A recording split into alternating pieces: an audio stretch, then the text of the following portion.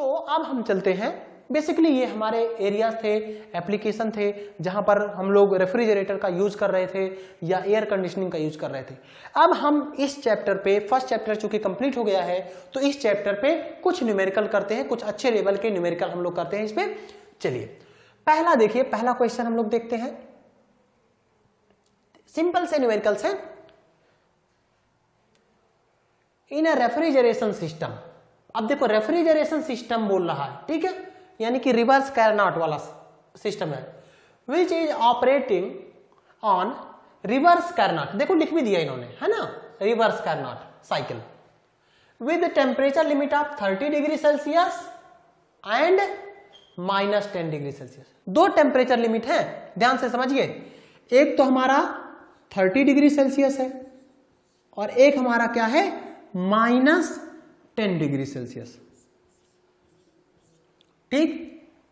If capacity of this refrigerating unit is 10 ton, बहुत important चीज, capacity आपसे पूछेगा कि कैपेसिटी कौन दिखाता है, टन ऑफ रेफ्रिजरेशन, तो कैपेसिटी कितना दिया हुआ है बच्चा, 10 TR। तो रेफ्रिजरेशन इफेक्ट, रेफ्रिजरेशन इफेक्ट क्या है, देखो देखिए ये हमारा है रेफ्रिजरेशन इफेक्ट, ये कितना दिया हुआ है, कहोगे सर ये 10 टन दिया हुआ है, अरे यार तो निकाल लो, किलोवाट में कैलकुलेशन हम करेंगे आसानी के लिए, तो कहोगे सर ऐसा है 1 टन में 3.5 होता है, तो 10 गुणे 3.5 कर लो। क्यों कर लिया, चूंकि 1 TR बराबर कितना होता है किलोवाट, 3.5 किलोवाट, क्लियर है। तो इस नाते 10 टन था तो 10 गुणे 3.5, तो ये कहीं ना कहीं कितना आ गया, 35 वाट, ध्यान रखिए 35 वाट आया। ये क्या है, रेफ्रिजरेशन इफेक्ट है, ये हमारा क्या है, रेफ्रिजरेशन इफेक्ट। चलो पहला क्या था, सीओपी बताओ, सीओपी बताओ, ठीक है। तो पहले का आंसर क्या होगा, सीओपी कहूंगा कि भाई सीओपी क्या है, ये है रेफ्रिजरेटर, तो रेफ्रिजरेटर मतलब रेफ्रिजरेशन इफेक्ट बटे कितना वर्क किया गया, कितना वर्क किया गया, यही तो होगा। और रेफ्रिजरेशन इफेक्ट मुझे पता है 35 वाट, 35 वाट, ठीक है। अब बात है कि वर्क मुझे नहीं पता है यार, तो वर्क भी नहीं पता है, तो मतलब अभी ये वाला फार्मूला नहीं लगा सकता मैं, ठीक है, कि लगा सकता हूं, अरे यार अभी भी लगा सकता हूं। देखो दूसरा तरीका दिया हुआ है सीओपी निकालने का, कहां से सीओपी, अरे कैरनॉट है ना, तो टेम्परेचर लिमिट दिया हुआ है, तो ये हायर टेम्परेचर लिमिट हो गया, ये क्या हो गया, TH हो गया, और ये क्या हो गया बच्चा, TL। तो TH की वैल्यू कितना होगा, कहोगे कि सर हमें केल्विन में चाहिए, तो 30 + 273, मैं 273 ले रहा हूं, एक्चुअली ये होता है 273.15, तो इसकी वैल्यू हो गया 303 आई थिंक आना चाहिए, तो 273 + 30, this is 303, this is 303 kelvin, ठीक है, ठीक। और TL की वैल्यू कितना आ गया, -10 + 273, दिस इज -10 + 273, तो I think this is 263 kelvin, ठीक है, दिस -10 + 273, दिस इज 263 केल्विन। चलो तो सीओपी निकाल लो, यहां पे देख लेते हैं सीओपी क्या होगा, तो सीओपी होगा बच्चा, रेफ्रिजरेटर है तो TL ऊपर रहेगा, तो कहोगे TL अपान TH - TL, बोलो, तो TL की वैल्यू कितना है 263, 263 बटे TH कितना है 303 -263, कैलकुलेट कर लो, तो 263 बटे 303 - 263, ये वैल्यू आ गया 6.575, तो ये वैल्यू कितना आ गया 6.575। चलो आपने कहा कि सर आपने ये फार्मूला क्यों यूज किया, ये फार्मूला तो केवल रेफ्रिजरेटर के लिए वैलिड, ये फार्मूला किसके लिए, केवल रिवर्सिबल के लिए वैलिड है। तो यहां पे तो दिया था ना कि कैरनॉट साहब हैं, तो कैरनॉट साहब तो ऑलरेडी रिवर्सिबल होते हैं, तो इस नाते मैंने इसको लगा दिया। अगर इनरिवर्सिबल होता तो QL अपान QH - QL वाला लगाते, वहां से चेक करते कि वो रिवर्सिबल है कि इरिवर्सिबल, ठीक है। जैसे क्वेश्चन मैंने करवा दिया है, आप उनको देखिएगा, ठीक है। तो सीओपी आ गया, सीओपी आ गया, ठीक है। तो सीओपी देखिए, तो हमारा सीओपी कितना आया था? सीओपी आया था, सीओपी हमारा था TL upon TH minus TL, ठीक है। और यहां से हमने कैलकुलेट किया था और ए आया था 6.575, ये सीओपी आया था, बढ़िया। और रेफ्रिजरेशन इफेक्ट कितना आया था? रेफ्रिजरेशन इफेक्ट आया था कितना? 10 टन था, 10 इंटू 3.5 किया था तो 35 किलोवाट। यूनिट ध्यान रखना, बुकों में कोई किलो जूल पर मिनट में करेगा, आपकी मर्जी आप किस में करना चाहते हो। तो सीओपी का आंसर आ गया मेरे ख्याल से 6.575। इसका यूनिट होगा नहीं, यूनिटलेस है। यूनिटलेस क्या है? देखो केल्विन बटे केल्विन, यूनिटलेस। ये हमारा क्या है? यूनिटलेस, यूनिट नहीं है, इसका कोई मात्रक नहीं है। फिर कह रहा है amount of heat rejected from the system per unit पर मिनट। ये बड़ा कंफ्यूजन वाला हो गया कि कहीं ये क्यूएल पूछ रहा है कि क्यूएच। आपके दिमाग में ये कंडीशन आ सकता है कि सर ये क्यूएल है कि क्यूएच वाला है, क्योंकि अगर ये है तो मैं डायरेक्टली लगा सकता हूं, समझ पा रहे हो। अगर पहले तो मुझे ये पता करना पड़ेगा कि क्यूएल है कि क्यूएच है। कह रहा है the amount of heat rejected, कहां से? From the system. तो आपको समझना पड़ेगा कि सिस्टम हमारा है कौन। सिस्टम हमारा है कार्नोट साइकिल, सिस्टम हमारा है कार्नोट रिवर्सिबल साइकिल, ये कार्नोट रेफ्रिजरेटर, और ये हीट को रिजेक्ट करेगा। अरे यार देखो, ये वो जगह है जहां से ठंडा करेगा, तो क्यूएल। देखो इसके लिए, इस वाले के लिए जो सिंक है इसके लिए हीट रिजेक्शन, लेकिन सिस्टम हमारा रेफ्रिजरेटर है, तो रेफ्रिजरेटर के लिए हीट एब्जॉर्प्शन क्यूएल है और हीट रिजेक्शन क्या है? क्यूएच है। समझ पा रहे हो? बोलो, क्लियर है यहां पे क्यूएल और क्यूएच का मीनिंग? तो आपसे क्या पूछ रहा है? क्यूएल नहीं पूछ रहा है, आपसे क्या पूछ रहा है? क्यूएच। कहोगे कि सर ये तो क्यूएच पूछ रहा है, अब क्यूएच कैसे निकाले? क्योंकि सर क्यूएच के लिए एक फार्मूला वैलिड है। वो क्या फार्मूला होता है? देखो, क्योंकि सर जो सीओपी होता है ना, इसको मैं QL upon QH minus QL लिख सकता हूं। समझ पा रहे हैं? ये भी लिख सकता हूं। अगर मुझे कहीं से क्यूएल की वैल्यू पता चल जाए तो मैं क्यूएच निकाल सकता हूं। अच्छा, क्यूएल की वैल्यू क्या? अरे यार यही तो रेफ्रिजरेशन इफेक्ट है, तो यही तो क्यूएल है। आप यहां से इसको क्या क्यूएल नहीं लिख सकते हो क्या? ये क्या, ये क्यूएल नहीं है? क्यूएल निकाल लो, यहां से लिख दो। तो सीओपी कितना हो गया? 6.575 बराबर क्यूएल की वैल्यू कितना? 35 बटे क्यूएच माइनस 35। ठीक है, अब देखो यहां से आ गया QH माइनस 35 बराबर, तो 35 बाई ये हो गया, दिस इज 5.323 और यहां से QH की वैल्यू कितना आ गया?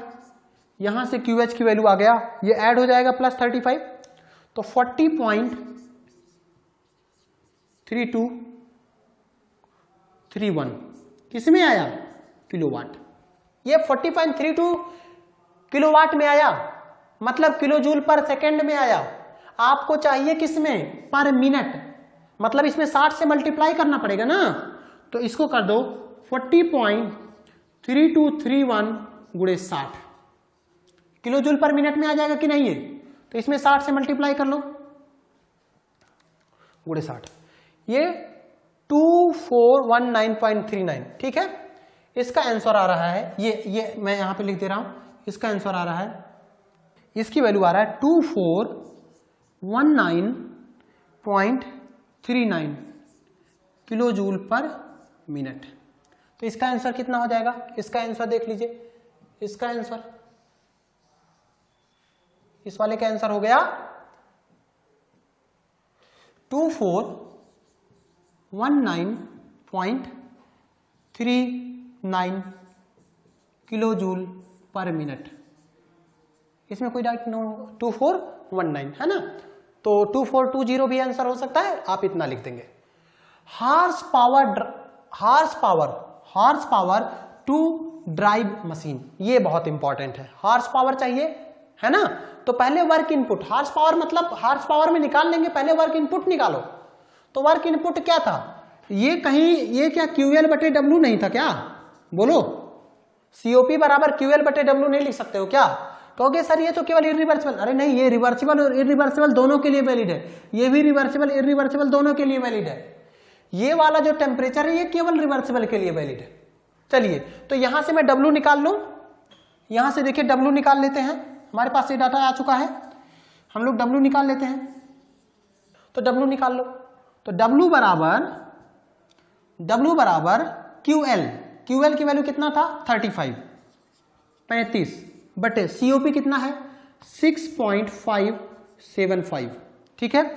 तो दिस इज 35 बटे 6.575, ये आया 5.323, ये किलोवाट आया। ध्यान से समझिए, ये क्या आया किलोवाट, 5.323 हमारा किलोवाट आया। अब सर इसको मुझे हार्स पावर में कन्वर्ट करना, ये बहुत बड़ा इशू है और इसमें इशू आएगा भी। कुछ बच्चे इसको 746 लिखेंगे, कुछ इसको 735.5 लिखेंगे, ठीक है। तो मैं यहां पे बता दे रहा हूं आपको कैसे लेके चलना है, 746 लेना है कि 735 लेना है। सारा कैलकुलेशन हम किस में कर रहे हैं, SI यूनिट में। सारा कैलकुलेशन किस में कर रहे हैं, SI यूनिट में। तो जो 1 हार्स पावर होता है ना बच्चा, 1 हार्स पावर, इसके दो वैल्यू होते हैं, एक तो 746 वाट और एक 735.5 वाट। तो कौन सा लोगे, ये वाला होता है SI यूनिट में, ये वाला किस में होता है SI यूनिट में, और ये हमारा फॉरेन का वो है, ठीक है, FPS वाले में, ठीक है। तो 746, अब भाई हम SI यूनिट में सारे डायमेंशन ले रहे हैं, तो मैं अपने पर्पज के लिए लिखूंगा कि 1 हार्स पावर, मैं लिखूंगा यहां पे इसको, देखिए कैसे लिखना है हमें। W की वैल्यू ये पता चल गया, W की वैल्यू यहां पे पता चल गया, ठीक है। अब W की वैल्यू पता चल गया तो देखो, जब W की वैल्यू हमें पता चल गया तो किलोवाट मैं लिखूंगा, मैं एज्यूम करूंगा कि 1 हार्स पावर बराबर, मैं एज्यूम करूंगा लेट, आपको ये लिखना है लेट 1 हार्स पावर बराबर 735.5 वाट, किसमें SI यूनिट में, SI यूनिट में। कहोगे बढ़िया है। अब 735.5 वाट है तो किलोवाट कितना होगा, कहोगे कि सर इसमें 10 पावर -3 से मल्टीप्लाई कर दो या 1000 से डिवाइड कर दो, 0.735 किलोवाट। बढ़िया। तो 1 हार्स पावर बराबर इतना, तो 1 किलोवाट में, मतलब देख रहे हो 1 किलोवाट ये है, तो हार्स पावर में कन्वर्ट करना है, समझ पा रहे हैं।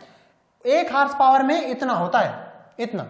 अब मुझे इस किलोवाट को हार्स पावर में कन्वर्ट करना है, तो किलोवाट क्या होगा, किलोवाट होगा 1/0.735, ठीक है। किलोवाट की जगह पे कितना होगा HP, यानी समझ पा रहे हो, जहां किलोवाट है वहां इतना से, यानी कि 0.735 से डिवाइड कर दो। अरे समझ पा रहे हो ना, 1 हार्स बराबर इतना है।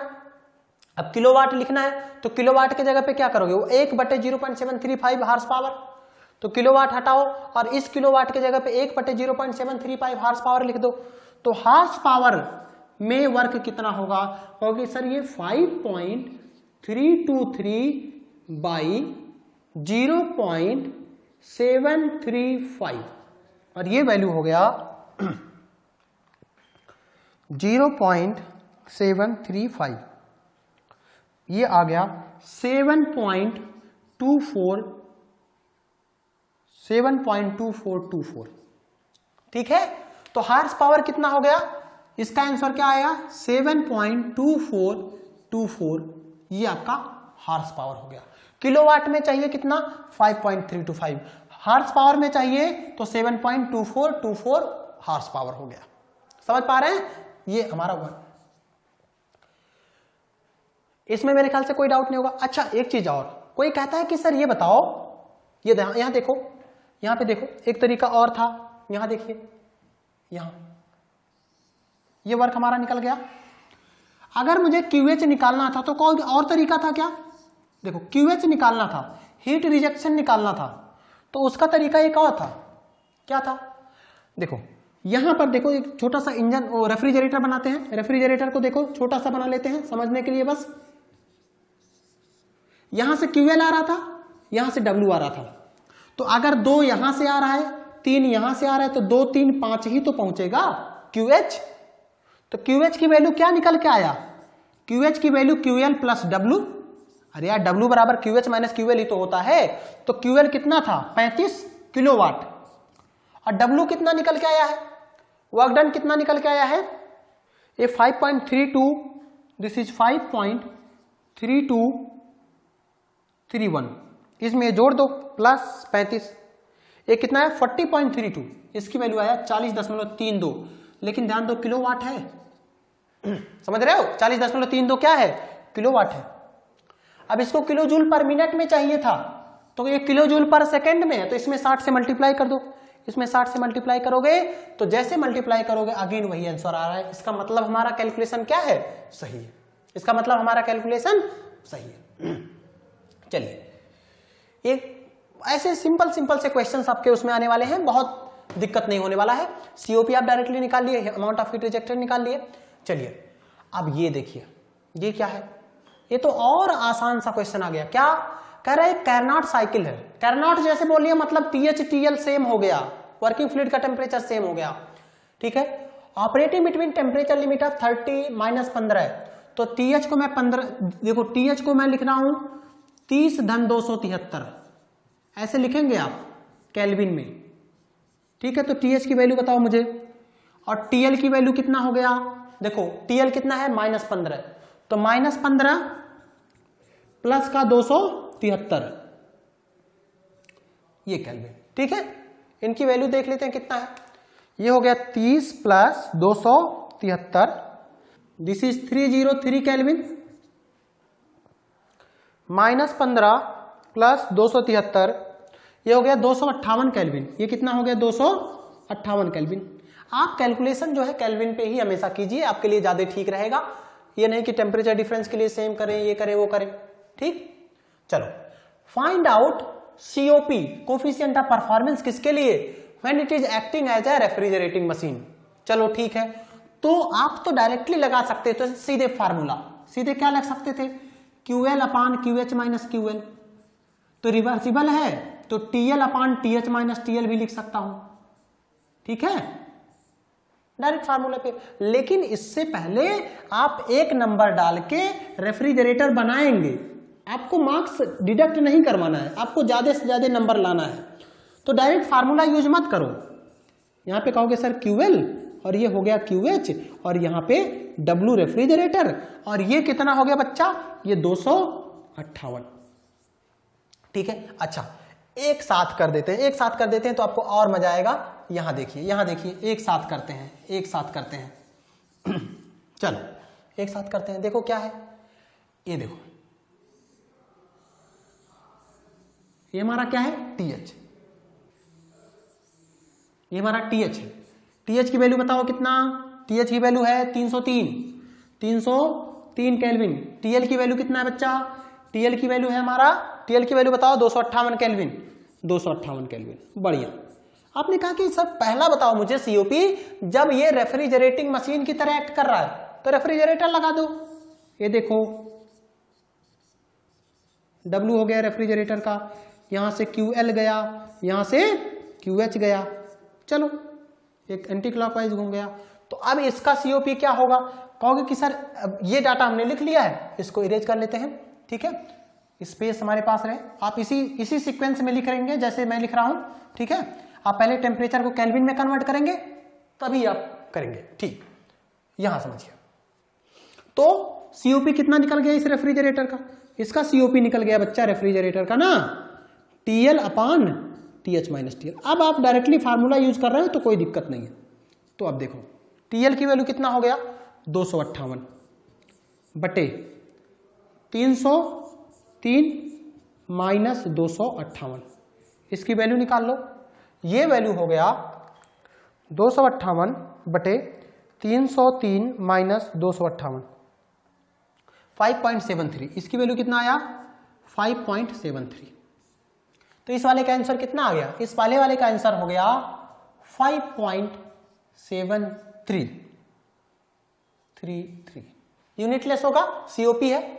दूसरा कह रहा है जब ये हीट पंप, जब ये क्या कर रहा है, हीट पंप, तो एक हीट पंप बना लो, ये भी उल्टा चलेगा, एंटी क्लॉकवाइज चला लो, और यहां पे क्या होगा, QL होगा, यहां पे क्या होगा, QH होगा, यहां पर WP पंप का, ठीक है।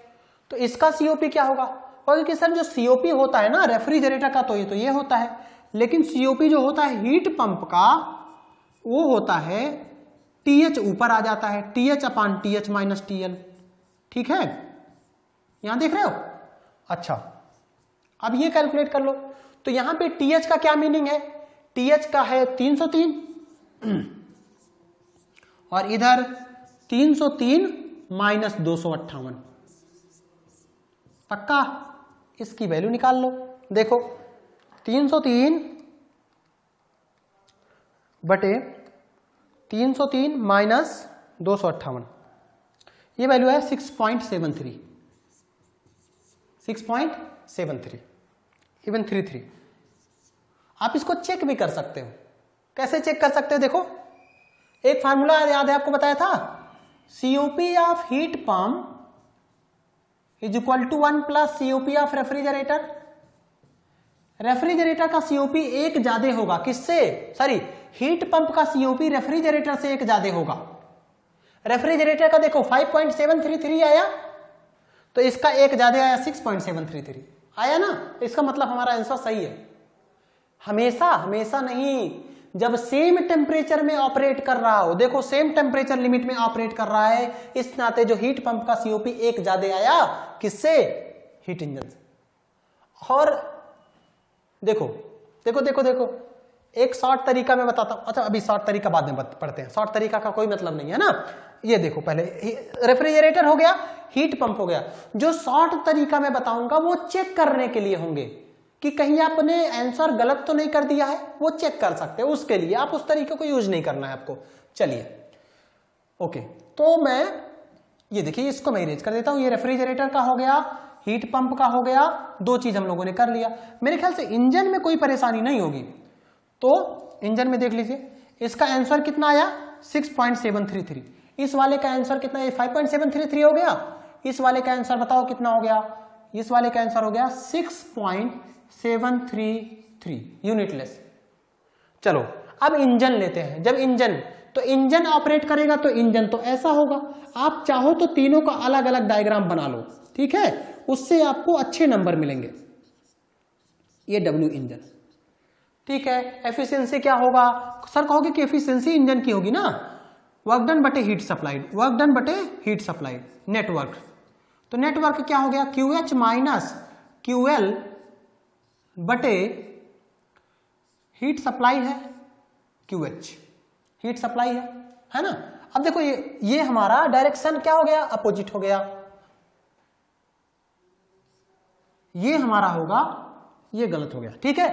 ये हमारा ऊपर से नीचे आएगा ना, QH है तो ये इस तरफ आएगा, ये इस तरफ आएगा, ये उल्टा चलेगा और ये इस तरफ आएगा। चलो तो QH की जगह पे क्या लिख दिया, इसको मैं लिख सकता हूं TH माइनस TL बटे TH, और TH की वैल्यू कितना था, देखो 303 माइनस 258 बटे 303, इसकी वैल्यू कैलकुलेट कर लो, 303 माइनस 258 बटे 303, ये कितना आया 0.14, यानी कि अगर दिस इज 0.14, आप डायरेक्टली 14% मत लिखना, फिर लिखना परसेंटेज एफिशिएंसी ऑफ इंजन, एक लिखने का तरीका होता है, यहां से आपको मार्क्स अच्छे मिलेंगे, कोई एग्जामिनर आपको अच्छा मार्क्स देगा, तो यहां से 14.85% ये।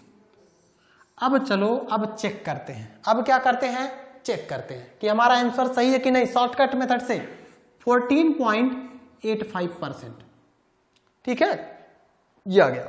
अब चेक करते हैं, ठीक है, चेक करने का तरीका डायरेक्ट, देखिए ये सब चीजें मैं करवा दिया हूं, इसको इरेज करके हम लोग चेक करते हैं, हमारे पास आंसर है तो मैं डायरेक्टली आपको इसको चेक करना बता देता हूं।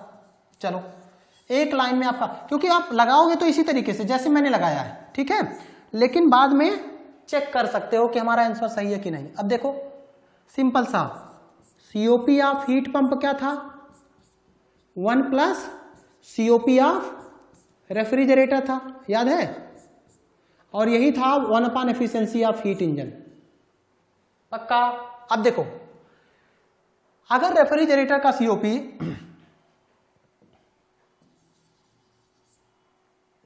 ये 1 प्लस COP ऑफ रेफ्रिजरेटर है ना, चल COP का रेफ्रिजरेटर का हमारा 5.733 आया था, तो ये मतलब ये 6 आ जाना चाहिए, 6.733। आपने कहा सर आया है, आंसर सही है। अगर ये 6.733 है तो एफिशिएंसी देखो इतना बराबर ये, मतलब मैं कह सकता हूं 6.733 बराबर 1 अपॉन एफिशिएंसी ऑफ इंजन। तो एफिशिएंसी ऑफ इंजन कितना हो जाना चाहिए, 1 अपॉन 6.733। ये चेक करने का मेथड है, इसका फार्मूला का यूज करके लगा सकते हो, लेकिन आंसर कम मिलेगा, ठीक है, इस नाते ये केवल चेक करना है। तो दिस इज 1/6.733, तो ये आया, दिस इज 0.1485। देखो यही सेम आंसर आया है कि नहीं। तो आपको लगेगा मैक्सिमम 1 मिनट भी नहीं लगने वाला है, आप अपने आंसर को फिर से रीचेक कर सकते हो, ठीक है। बाकी आप आंसर बुक में किस तरह से सॉल्व करोगे, जैसे मैंने TH/TL को केल्विन में कन्वर्ट किया, उसी हिसाब से आप COP निकालेंगे। बाकी चेक करने का तरीका ये है, ऐसा नहीं कि आपने इस फार्मूले को यूज किया तो एग्जामिनर काट देगा, नहीं, बट वो थोड़ा सा स्टेप से मार्क्स कट कर सकता है, ठीक है। तो इस नाते आप इसका यूज केवल और केवल किसके लिए करेंगे, चेक करने के लिए। अदरवाइज आप इसका भी यूज कर सकते हो, इसमें कोई दिक्कत नहीं। आप आया तो इसी से डिराइव करके आया है। कंडीशन क्या है इस इक्वेशन का, टेम्परेचर लिमिट सेम होने चाहिए, अदरवाइज इस इक्वेशन को नहीं लगा सकते। तो मेरे ख्याल से ये इक्वेशन बहुत इजीली, आप कोई भी क्वेश्चन रहेगा आप बता सकते हैं कितना हीट रिजेक्ट हो रहा है, कितना हीट एब्जॉर्ब हो रहा है, कितना COP हो रहा है, सारे के सारे कॉन्सेप्ट आपके क्लियर होंगे।